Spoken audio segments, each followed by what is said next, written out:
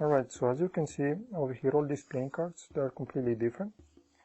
And as a matter of fact, I'm just gonna put them face up over here. And you will say stop anywhere you want.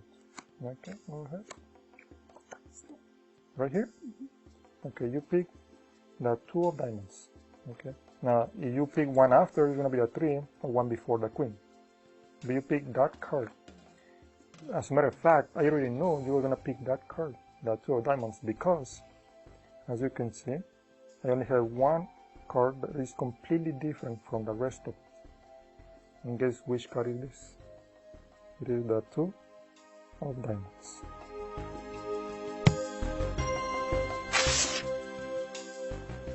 Okay, the way this is done, there are several ways you can do this setup.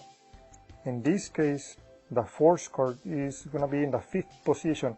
Now, usually the way it works is because when you stop talking and you start giving an example, the 5th or the 4th card, they will say stop 70% of the time. So are you watching the performance, which is a legit performance? Most of the times, the artists, they're going to say stop at the 5th or the 4th card. Most likely, in my personal experience, is the 4th card. But let's say I have the 2 of diamonds, which is the 4th card. You can reveal the prediction any way you want it. I have 1, 2, 3, and 4 cards on top. And all these cards. I need to stop talking when I show the ace of diamonds. So I start, giving an example. I try not to show the bottom. But I start doing this and keep talking, so they don't say anything. While in the meantime, you are giving an explanation what is going to happen.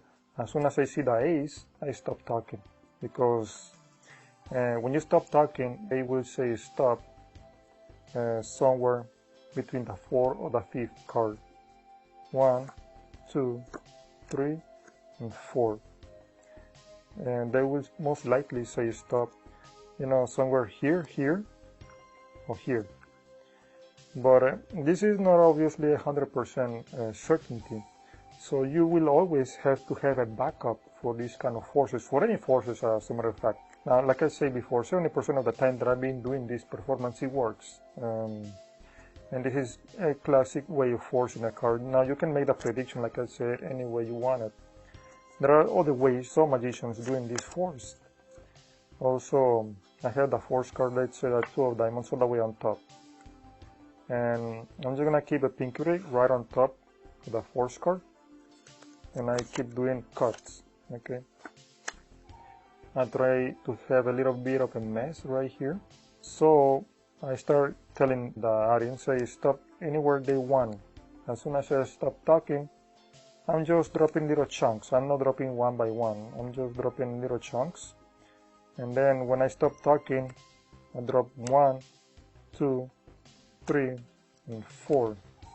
This is the force card.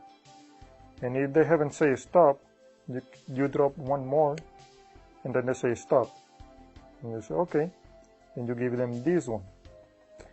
If you think because of the situation, the environment, or however you feel, you think this is too obvious because you're trying to give them this instead of this, well, you can ask them, you want this or you want this. I will usually give them this card, whether I have it over here or I have it over here. I give them this card. But if they say, well, I want this other card, then you have to proceed to another performance. Now you have to have a backup plan, in case this force doesn't really work. You have to have a backup, like I said. So that's pretty much it. It all depends on the situation, but this is the basics. You can reveal the prediction any other way you want. So I hope you enjoy it.